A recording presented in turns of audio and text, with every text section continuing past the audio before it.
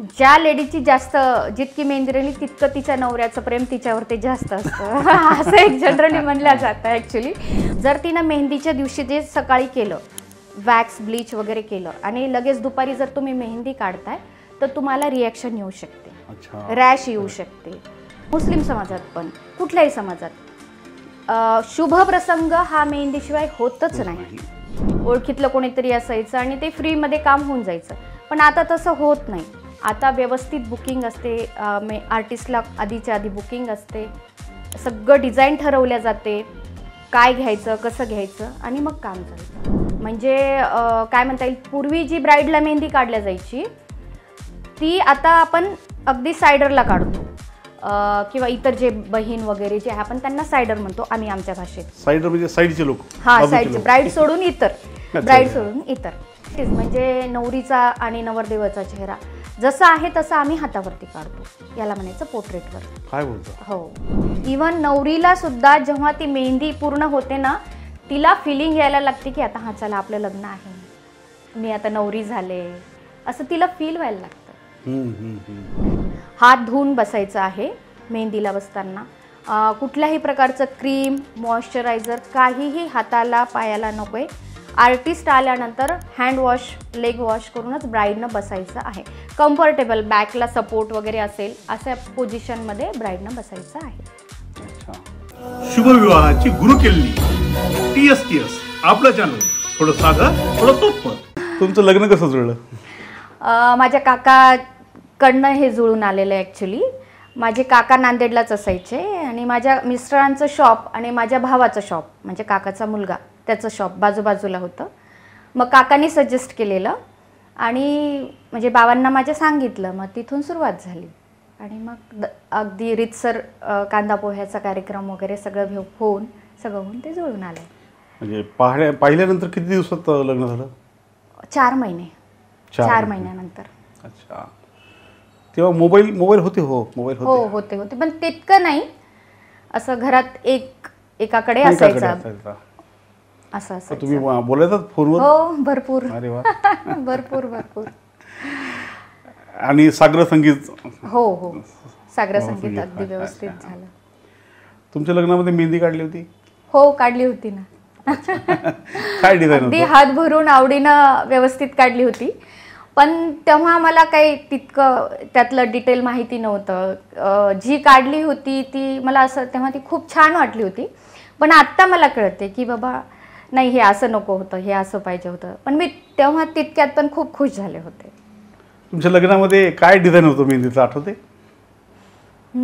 विशेष असं काहीच नाही, फक्त हातावरती दुल्हा दुल्हन होतं आणि हात भरून होतं.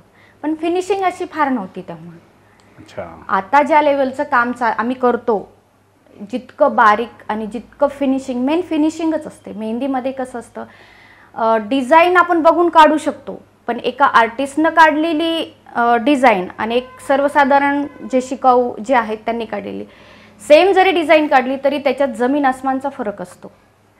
आपण नेटवरती पाहून डिझाईन सिलेक्ट करतो, पण ते आर्टिस्टच करू शकतो ते काम आणि त्याला एक्सपिरियन्स ॲटलिस्ट 10 वर्षाचा तरी पाहिजे. अरे बापरे. हो, त्या लेवलला जायला. त्या काळी मग कशा प्रकारचे डिझाईन असायचे पूर्वीच्या काळी? नाही, साध्याच अगदी भरून बस सिंपल डोली डमरूसं नाही असायचं. पण मेन फरक काय आहे, तेव्हा मेहंदीला फिनिशिंग नव्हती. तेव्हा जे वर्क असायचं ते रेडीमेड कोणनी केलेलं असायचं. आत्ता ब्रायडल मेहंदीचं जे वर्क आम्ही करतो ते आम्ही स्वतः कोण बनवतो, होममेड कोण असतात. स्वतः ती पावडर आणून त्याचं पेस्ट बनवून कोण बनवून करतो. त्याचा जो पॉईंट असतो तो खूप बारीक असतो. आणि पूर्वी जे काम चालायचं ब्रायडलचं तर ते अगदी रेडीमेड कोण आणायचं, जवळची मैत्रीण कोणीतरी असायची, ओळखीतलं कोणीतरी असायचं आणि ते फ्रीमध्ये काम होऊन जायचं. पण आता तसं होत नाही. आता व्यवस्थित बुकिंग असते, आर्टिस्टला आधीच्या आधी बुकिंग असते, सगळं डिझाईन ठरवल्या जाते, काय घ्यायचं कसं घ्यायचं आणि मग काम चालतं. आताची मेहंदी जी आहे आणि पूर्वीची जी मेहंदी आहे त्याच्यात खूप फरक आहे. म्हणजे काय म्हणता येईल, पूर्वी जी ब्राईडला मेहंदी काढल्या जायची ती आता आपण अगदी सायडरला काढतो. हां, म्हणजे सायडर्स कशाला म्हणतो आपण? सायडर आपण कोणाला म्हणतो? घरचे जे गेस्ट आहेत, मावशी काकू किंवा इतर जे बहीण वगैरे जे आहे आपण त्यांना सायडर म्हणतो आम्ही आमच्या भाषेत. सायडर म्हणजे साईडचे लोक. हा, साईडचे, ब्राईड सोडून इतर, ब्राईड सोडून इतर त्यांना आपण सायडर म्हणतो. तर मग ती मेहंदी आता आपण सायडर्सला काढतो. ब्रायडलची मेहंदी ही स्पेशलच असते. ती काढण्यासाठी वेगळे आर्टिस्ट असतात आणि त्यांचं काम 5, 6, 7 तास चालतं आणि ते खूप बारीक काम असतं, खूप फिनिशिंग असते, असं असतं ते. आता म्हणजे काय पूर्ण असा हात भरून मेहंदी असते अगदी इथपर्यंत, म्हणजे एल्बोच्या वरती. हा हा. आणि पायाला सुद्धा अगदी गुडघ्यापर्यंत पण काढतात आवडीनं. अच्छा. हां, इवन पोर्ट्रेट वर्क करतात. पूर्वी पोर्ट्रेट वर्क नव्हतंच, आता लेटेस्ट जे आहे ते पोर्ट्रेट वर्क करतात. ॲज इट इज, म्हणजे नवरीचा आणि नवरदेवाचा चेहरा जसा आहे तसा आम्ही हातावरती काढतो. याला म्हणायचं पोर्ट्रेट वर्क. काय बोलता? हो. असं होतं की नवऱ्याचा चेहरा नवरीच्या हातावर, नवरीचा चेहरा नवऱ्याच्या हा, हातावर काढतात ना. हो. एका हातावरती नवरदेवाचा चेहरा, एका हातावरती नवरीचा. मग त्याचे चार्जेस पण तसेच असतात ना. अच्छा, म्हणजे थोडक्यात टेम्पररी टॅटू सारखं. हो. हा हा, राईट राईट राईट. हे कलाच आहे, आर्टच आहे. आणि मेहंदीमध्ये एकच रंग आपला तो लाल येतो तोच असतो. हा, तीच तर मजा आहे ना मग. अच्छा. म्हणजे ड्रॉइंग जे जे हे असतात ते काम करतात ना, त्यांच्याकडे कलर चॉईस आहे. त्यांच्याकडे लाल कलर आहे, पिवळा आहे, म्हणजे भरपूर कलर्स आहेत. त्याच्यातनं ते त्यांचं कला जी आहे ती उठवू शकतात. पण आम्हाला काय लिमिटेशन आहेत, आमच्याकडे फक्त एकच शेड आहे. तर म्हणजे एकच कलर आहे, त्याच्यातच आम्हाला काम करायचं आहे आणि त्याच्यातच आम्हाला ते काम उठवायचं आहे. तर मग आम्ही काय करतो त्यात, आम्ही म्हणजे त्याच्यात शेड तयार करतो. मी क्लासेस घेते त्याच्यात पण तेच शिकवतो. पूर्वी एक हे आहे की पूर्वी एकाच शेडमध्ये काम चालायचं, आता तसं होत नाही. फेंट, डार्क, म्हणजे फेंटकडून डार्ककडे, फेंट, मीडियम, डार्क, डार्क करतं डार्क. म्हणजे कटवर्क आहे ते एकदम डार्क शेडमध्ये असतं आणि बाकी शेडिंगचं, पोर्ट्रेट वर्कमध्ये आपण शेडिंगचा जास्त उपयोग करतो. अच्छा. म्हणजे वेगवेगळे शेड तयार करतो आम्ही. कलर तर एकच आहे आपल्याकडे, पण त्याच्यात वेगवेगळे शेड करून ती मेहंदीची डिझाईन उठवायची असते. तर मित्रांनो, तुमच्या लक्षात आलं असेल की आजच्या आपल्या ह्या शुभविवाह लग्न या विषयामध्ये आपल्या थोडं साधं थोडं सोपं या चॅनलवर गप्पा मारण्यासाठी आलेल्या आहेत मराठवाड्यातल्या प्रसिद्ध मेहंदी आर्टिस्ट श्रावणी पाठक. श्रावणीताई, नमस्कार. नमस्कार. काय बरं मेहंदीचं महत्त्व, एवढं मेहंदीला आपण म्हणजे करतो तर खरंच जे काय महत्त्व आहे? तर मेहंदीला एक धार्मिक महत्त्व आहे सर. ते एक सौभाग्याचा म्हणजे अलंकार मानला जातं. जसं की मंगळसूत्र, बांगड्या, कुंकू, हे जे सौभाग्याचे अलंकार आपण जसं म्हणतो ना, त्याचप्रमाणे मेहंदीसुद्धा सौभाग्याचा एक लेणं अलंकार आपण मानतो. त्याला खूप जास्त महत्त्व आहे. म्हणजे हिंदू समाजात किंवा मुस्लिम समाजात पण, कुठल्याही समाजात शुभ प्रसंग हा मेहंदीशिवाय होतच नाही. म्हणजे मेहंदी पाहिजेच. शुभ प्रसंग म्हणले की मेहंदी हवीच हवी. आपल्याकडे सणावारांना सुद्धा, सणवार असू दे, डोहाळ जेवण असू दे, बारसं असू दे, उपनयन संस्कार, मौंज आपण म्हणतो, तेव्हा लग्नाला तर असतेच असते. म्हणजे कुठलाच प्रसंग आपला शुभ प्रसंग, संक्रांत वगैरे मेहंदीशिवाय होतच नाही. आणि लग्नाच्या वेळेस तर अनलिमिटेड. म्हणजे ब्राईड आपण नऊवार घातलेली काढतो, वन पीस घातलेली काढतो, लाचा घातलेली, नऊवार, व्हॉट एव्हर जे असेल ते. तसंच ह्या पद्धतीने फिगर वर्क चालतं. नवरीच्या म्हणजे मुली मेहंदीच्या बाबतीत फारच त्यांना हौस असते वगैरे, खूप भयानक. शुभ प्रसंगी मेहंदी हातावरती, इवन नवरीला सुद्धा जेव्हा ती मेहंदी पूर्ण होते ना, तिला फिलिंग यायला लागते की आता हा चला आपलं लग्न आहे. पण काही जणांच्या हातावर मेहंदी खुलून येते, काही जणांच्या हातावर मेहंदी खुलतच नाही. याचं काय काय कारण आहे? आता स्किनचं हे असतं ना सर, फेअर हातावरती जास्तच रंग खुलते ना. हो, पण काही मी असे बघितले काही फेअर स्किन असून सुद्धा मेहंदी खुलत नाही. नाही, इथे आर्टिस्टचा प्रॉब्लेम असेल. फेअर हातावरती खुलायलाच पाहिजे मेहंदी, किंवा त्या मेहंदीचा प्रॉब्लेम असेल. नाही, इथे आर्टिस्टचाच प्रॉब्लेम आहे. फिनिशिंग असं काहीतरी म्हणतात की रक्त आपलं बॉडी टेम्परेचर जे आहे, शरीराचं उष्णते, त्यावर ते खुलण्याचं प्रमाण असतं. हो हो हो. म्हणजे जर हीट जास्त असेल, अंगामध्ये उष्णता असेल, तर तितकी मेहंदी जास्त रंगते. रंगते. हा, आता बऱ्याच एक ठिकाणी असा जोक झाला होता, सगळ्या जणी मेहंदी काढून घेत होत्या, तर तुझी खूप छान रंगते, माझ्याकडून नाही, तुझ्या असं एक आहे की रिलेशन, बाबा ज्या लेडीची जास्त जितकी मेहंदी रंगली तितकं तिच्या नवऱ्याचं प्रेम तिच्यावरती जास्त असतं असं एक जनरली म्हणलं जातं ॲक्च्युली. मग सगळ्या जणी म्हणायला लागले, नाही तुझी रंगेल, माझी रंगेल, तशी रंगेल. तर मी म्हटलं तसं काही नाही आहे, तुमच्या सगळ्यांचीच खूप रंगणार आहे आणि तुमच्या सगळ्यांचं नवऱ्याचं प्रेम खूप जास्त रात्रीतनं वाढणार आहे, कारण की जी मेहंदी वापरली ती तुम्ही बेस्ट क्वालिटीची वापरली त्यामुळे 100% सगळ्यांचं प्रेम जास्त, तुम्ही बिनधास्त राहा म्हणून. असं छान जोक पण होतात, खूप मजा पण येते काम करताना. खूप म्हणजे असं अगदी काही ठिकाणी तर असं झालेलं आहे सर, आता इतकं काम झालंय, जसं फॅमिली डॉक्टर असतात ना, त्याप्रमाणे माझं फॅमिली मेहंदीवाली असं माझं होऊन गेलेलं आहे बऱ्याच घरांमध्ये. असं म्हणजे असाही आहे की त्यांच्या घरी जर लग्न जमलं तर सगळ्यात पहिले मलाच कॉल येतो. अरे वा. लग्नाच्या किती दिवस अगोदर मेहंदी काढावं लागते? 2 दिवस आधी. 2 दिवस. समजा सपोज तुम्ही पकडा की 15 तारखेला तुमचं लग्न आहे, तर तुम्हाला 13 तारखेला काढावी लागणार. 13 तारखेला काढल्यानंतर 14 दुपारपासून तुमचा रंग चढायला सुरुवात होते. 13च्या संध्याकाळी. 13 दिवसभरात. आम्ही ब्राईड सकाळी 7लाही स्टार्ट करतो सर. अरे बापरे. हो, सकाळी 7लाही स्टार्ट करतो. बरं. लग्नात मेहंदी काढण्यापूर्वी काय काय काळजी घेतली पाहिजे बरं? मेहंदी काढण्यापूर्वी जेव्हा आपण स्टार्ट करतो त्याच्या आधी 1 डे और 2 डे बिफोर ब्राईडनं हँड वॅक्स केलेलं हवं. हँड ब्लीच किंवा जे काही असेल तिचं जे पार्लरचं आहे ते 1 डे और 2 डे बिफोर तिनं करून घ्यायला हवं. जर तिनं मेहंदीच्या दिवशी जे सकाळी केलं, वॅक्स ब्लीच वगैरे केलं आणि लगेच दुपारी जर तुम्ही मेहंदी काढताय तर तुम्हाला रिॲक्शन येऊ शकते, रॅश येऊ शकते, म्हणजे प्रॉब्लेम होऊ शकतो.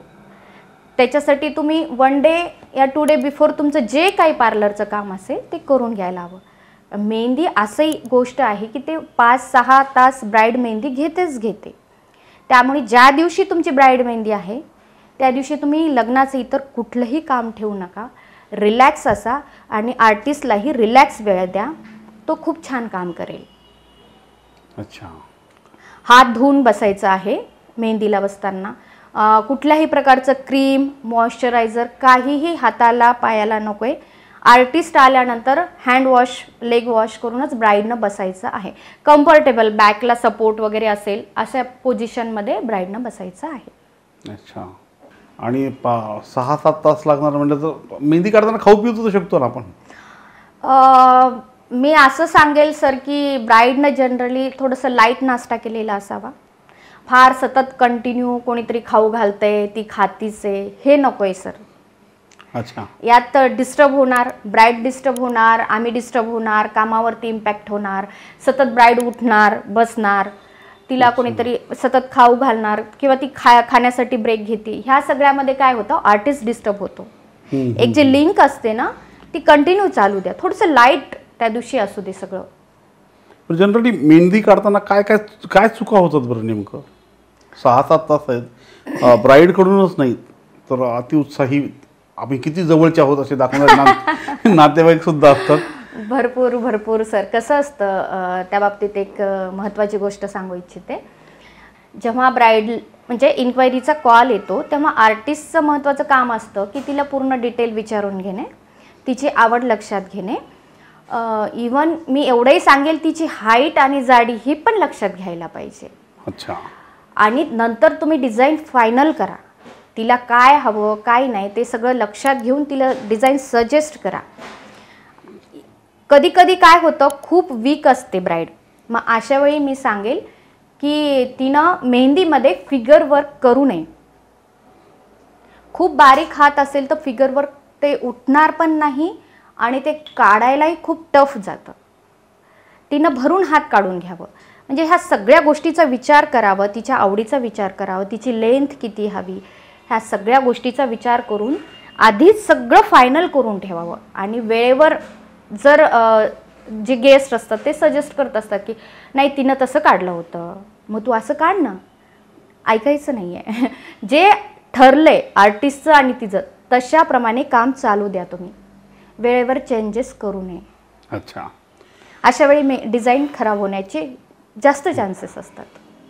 पण तुमच्या कामाची पद्धत कशी आहे की म्हणजे कसं होतं, समजा आता एक ब्राईड आहे, तिला मेहंदी काढायची आणि आता तुमच्याकडे आली, तर पहिल्यांदा मी ॲक्च्युली डेट विचारते आणि तिची आवड विचारते की बाबा तुला कसं हवं आहे, काय हवं आहे, आणि त्याच्यात तुला फिगर वर्क हवं आहे का, तर फिगर वर्क की तुला नुसतंच भरून हवं आहे, हाताची लेंथ किती, पायाची लेंथ किती, ते सगळं विचारते आणि तिच्या आवडीनुसार मी तिला डिझाईन सेंड करते.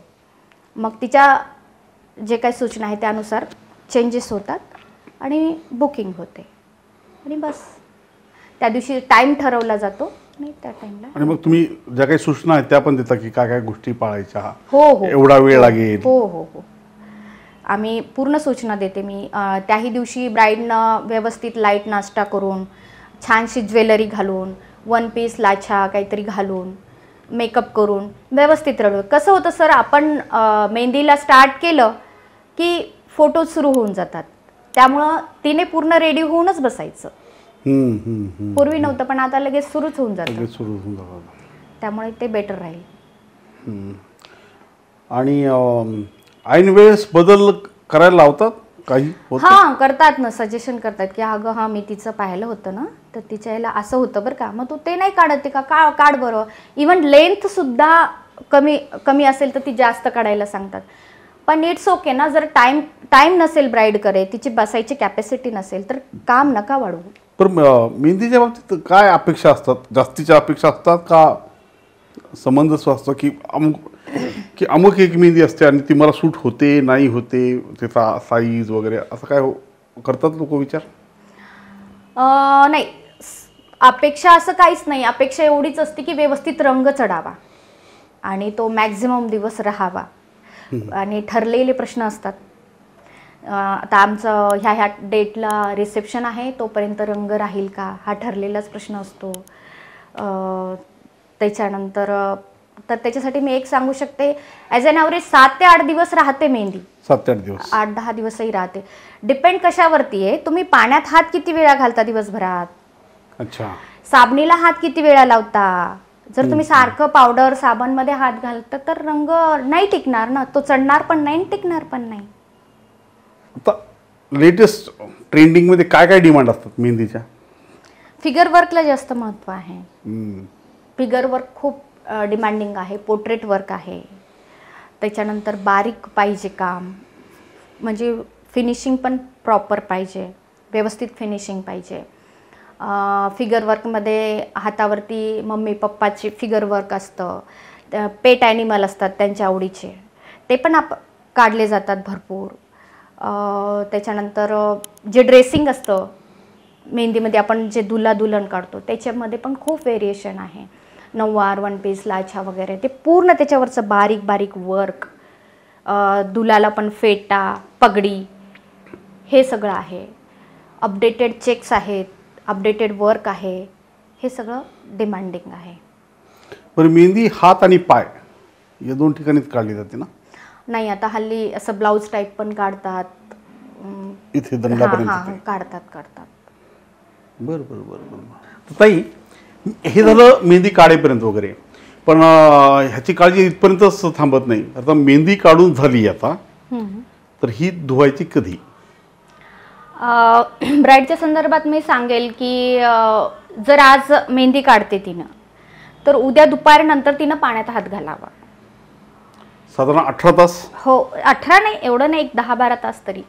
म्हणजे जितकं तुम्ही पाण्यापासून दूर राहताय तितका तुमचा कलर चढतो. अच्छा, पाणी, साबण ह्यापासून दूर राहायचं आहे. आणि त्याच्यानंतर कसं करायचं, तर समजा ब्राईड मेहंदी हे जनरली 7ला सकाळी किंवा 11ला वगैरे आपण स्टार्ट करतो. 5-6 तास तुमचं काम चालतं. ॲज अन ॲव्हरेज 6-7 संध्याकाळपर्यंत तुमचं काम संपतं. त्याच्यानंतर थोडंसं रेस्ट करू द्या तिला हवं तर.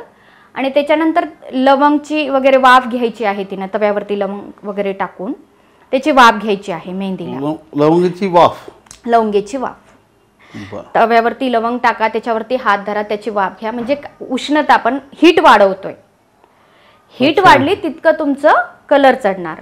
तुम्ही पॅक हात असं ठेवून घ्या, तुमचा कलर वाढेल. नुसती वाफ घेतलं नाही ना मग? नाही नाही नाही, लवंग टाका. लवंगने काय होईल, तुमची हीट उष्णता वाढेल. अच्छा. आणि मग किंवा निलगिरी ऑइल लावा. निलगिरी ऑइलने सुद्धा तुमचा कलर अजून वाढणार, अजून त्याला हे होणार, स्टेन वाढणार. बरं, यात काही केमिकल वगैरे असं काही नसतं? दुसरे कुठले केमिकल आहेत? आणि नाही नाही, केमिकल वगैरे काहीच लावायची गरज नाही. व्यवस्थित जर तुमची मेहंदी बेस्ट क्वालिटीची आहे आणि तुमच्या अंगात व्यवस्थित हीट आहे तर 100% कलर येतो. कलरचा प्रॉब्लेम येतच नाही. अच्छा अच्छा. हां, मेहंदी बेस्ट क्वालिटीची हवी. रागीट माणसाची मेहंदी फुलते? नाही नाही, असं काहीच नसतं. असं काहीच नसतं. तुमच्या अंगामध्ये किती हीट आहे त्याच्यावरती डिपेंड असतं. बरं, मेहंदीसाठी कुठल्या कुठल्या गोष्टी म्हणजे बाधक आहेत? तर साबण, तेल, पाणी? नाही, तेल बाधक नाहीये. तेल बाधक नाहीये. पाणी, साबण. आणि ह्याच गोष्टी तर जास्त आपल्याला. बऱ्याचदा क्लायंट विचारतात की बाबा आता आमची मेहंदी किती वेळा, ठरलेला प्रश्न असतो की आमची मेहंदीचा कलर किती दिवस राहील. तर ॲज अन ॲव्हरेज 8-10 दिवस राहते. नंतर तुम्ही किती पाण्यात हात घालताय, किती वेळा साबणला हात लावताय, तसं तुमचं ते कलर डीम होत राहणार. जितकं तुम्ही पाणी आणि साबणपासून दूर राहणार तितकं तुमचा कलर राहणार, ॲज इट इज राहणार. असं असतं ते. आणि एक ठरलेले वाक्य असतात. आम्ही मेहंदी काढायला गेल्यानंतर एक असतंच की ज्या ॲज अन ॲव्हरेज 50-60च्या असतात ते लेडीज, त्या ठरलेलं असतं. आमच्या वेळेस नव्हतं असं. ते ठरलेलंच असतं. म्हणजे आता ते मला इतकं हे झालं, कधी जर मी कोणत्या ऑर्डरला नाही ऐकलं तर मला ते वेगळंच वाटायला लागतं की आमच्या वेळेस नव्हतं. आम्ही काय केलं, मेहंदी घेतली, कुठली ती लावली, कपडा बांधला, बस संपलं. ते खास प्रत्येक ऑर्डरला मी ऐकत असते. खरं तर असं वाटत असेल त्यांना, असं वाटत असेल की आम्हाला हे भेटलं असतं तर किती छान. हा, मग आता मला नाही भेटलं ना, आता मी हात भरून काढून घेणार. असतंच ते. अच्छा. ब्राईड सोबतच बाकी लोकांना पण म्हणजे त्यावेळेस मेहंदी काढायची हुक्की येते ना आणि लोक वाढतात वगैरे, असं घडतं? हा, होतं ना, असंही बऱ्याच वेळा होतं. मग त्यावेळी मी असं सांगेल की त्यांनी काय करायचं, थोडं बसून शांतचित्ताने एक फायनल लिस्ट करायची. हां, त्यात थोडंसं 19-20, 2-4 इकडे तिकडे झालं तर आम्हीही समजू शकतो. पण फार अगदी 15च्या ठिकाणी 30 होत आहेत, 25 होत आहेत, तर ते काम नाही होऊ शकत. बरोबर आहे. मग आम्हाला सेकंड डे बोलवा, हाही ऑप्शन आहे. आम्ही करून देऊ तुमचं काम. बरोबर. असे अनुभव पण येतात. हा, येतात ना अनुभव असे येतात. अजून अनुभवाबद्दल सांगा बरं. अनुभव म्हणजे खूप छान आहेत. माझ्या नशिबाने असं आहे की सगळे असे खूप छान छान अनुभव भरलेले आहेत. माझं जे काम मी केलं त्याच्यामध्ये एक पत्की म्हणून आहेत, पत्की काकू. आता त्या माझ्या काकूच झाल्यात. म्हणजे असं एक छान रिलेशन पण होतं. सर देशपांडे म्हणून आहेत, तर त्यांच्या घरी मी म्हणजे कुठलाही कार्यक्रम असो, जसं फॅमिली डॉक्टर असतो ना, तशी फॅमिली मेहंदीवालीच मी होऊन गेली. त्यांच्या सगळ्यांची नावं मला माहिती आहेत. त्यांची बहीण, काकू, सगळ्यांचे नावं. आता ते आम्ही लिस्ट लिहितो ना, त्यावेळी मला सांगायची गरजच नाही, मी सुरूच होऊन जाते एकतर. आणि ते पत्की काकूचा अनुभव मी सांगू शकेल. गेल्यानंतर असं असतं की आली श्रावणी, हां चल बस आता, हां चल काय घेते तू, आता नाश्ता करून घे तू, का चहा घेते, डिश रेडी आहे मी आणते, करून घेतो. त्यांचं गेले की सुरूच होऊन जातं, नाही काकू मी घरूनच आले, नाश्ता, तुला कोण म्हणलं मी टिफिन आणला, नाही तुला कोण म्हणलं टिफिन आण. इतके छान छान अनुभव असतात. अगदी त्यांच्या घरातलीच होऊन जाते मी. बरं, ॲज अ मेहंदी आर्टिस्ट म्हणून तुम्हाला आता खूप ठिकाणी ओळखलं जातं, बोलवलं जातं. तर आता ज्यांच्या घरात आता लग्न होणार आहे, जे लग्नाळू मंडळी आहेत, जी मुली ज्या आता लग्नाचं स्वप्न बघत आहेत, तर आणि मुलींचे आईवडील, मुलांचे आईवडील यांचं एकत्रित, तर मेहंदी आर्टिस्ट म्हणून तुम्ही त्यांना काय सांगाल? कसं असतं की बुकिंग तुमचं एकदा लग्नाचं डेट फिक्स झाले की पहिले तुम्ही बुकिंग करून घ्या व्यवस्थित. त्यांना कॉल करून तुमच्या आवडीनुसार काय आवडते त्यांना सांगा, व्यवस्थित बुकिंग करून घ्या. डेट तुम्ही चेंज करू नका. एकतर किती जणांना मेहंदी काढायची हे पहिल्यांदा फिक्स करून घ्या. पॅटर्न कोणते काढायचे ते फिक्स करून घ्या. आणि मेहंदीसाठी तुम्ही किती वेळ देणार आहात, तुमच्याकडे किती वेळ आहे, हे मेहंदी आर्टिस्ट सोबत बोलून एकदा ठरवून घ्या. ब्राईडनं पण वेळेत रेडी राहायला हवंय. सायडर्सचे जे पण बऱ्याचदा आम्हाला काय म्हटलं जातं की नाही, आमचे जेवण झाल्यावर आपण दुपारी संध्याकाळी 4ला 5ला आपण मेहंदी स्टार्ट करू, हे पूर्ण चुकीचं आहे सर. असं नाही सर. मेहंदी ह्याला वेळ लागतो. तुम्ही संध्याकाळी 2, 3, 4ला वर्क नाही सुरू करू शकत. त्यांना तुम्ही सकाळी 11ला तरी काम सुरू करू द्या, म्हणजे तुमचं काम शांततेनं आणि व्यवस्थित सुरू होईल. हे का होतं? कारण त्यांना माहिती नसतं की मेहंदीला वेळ लागतो. म्हणजे ही गोष्ट त्यांना माहिती नसते ना की मेहंदीला खूप वेळ लागतो. म्हणून त्यांचं कसं असतं की जेवण झाल्यावर आपण दुपारी कुठेतरी सुरुवात करू, असं नाही होत. सकाळी 10-11ला मेहंदी ही स्टार्टच झाली. तर मेहंदी काढणं ही एक वेळ खाऊ प्रक्रिया आहे. आणि त्यासाठी वेळ द्यायलाच हवा. जर आपल्याला असं वाटतं की आपली मेहंदी छान पाहिजे आणि लग्न म्हणलं तर मेहंदी तर पाहिजेच. मेहंदी जर पाहिजे असेल तर तुम्हाला वेळ दिला पाहिजे. त्यासाठी पेशन्स तुम्ही ठेवले पाहिजेत आणि त्यासाठीची काळजी घेतली. आर्टिस्टला सकाळी वेळेत काम सुरू करू द्या, एवढंच सांगेल. तुम्ही लेट काम सुरू कराल तर तुमचं काम फिनिशिंगनी होणार नाही. बरोबर. म्हणजे कामावर परिणाम होईल. म्हणजे थोडक्यात काय तर रंग जो आहे मेहंदीचा तो खुलेल की नाही हा प्रश्न आपल्यासमोर उपस्थित राहील. फिनिशिंग वरती पण इम्पॅक्ट होतो. आणि फिनिशिंग जी पाहिजे ती काढण्यासाठी अजून जास्त वेळ लागेल. वा वा वा. तर मेहंदी मित्रांनो दिसते तेवढी सोपी नाहीये. खूप बारीक काम आहे, खूप कलाकुसरीचं काम आहे आणि त्यामुळेच त्या गोष्टीला खूप महत्त्व दिलं गेलेलं आहे आपल्या परंपरेमध्ये, आपल्या प्रथेमध्ये. शुभविवाह, लग्न या विषयात, मेहंदी या विषयात मार्गदर्शन करण्यासाठी, गप्पा मारण्यासाठी श्रावणी पाठक ताई आल्या आणि आपल्यासोबत छान छान गप्पा मारल्या आणि मेहंदीसारखाच आपला हा कार्यक्रम खुलत गेला, रंगत गेला. त्याबद्दल मी पाठक ताईंचे आभार मानतो. थँक्यू.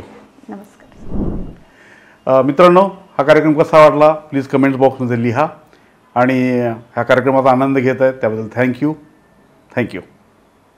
शुभविवाहाची गुरुकिल्ली TSTS आपलं चॅनल. थोडं साधं, थोडं सोपं.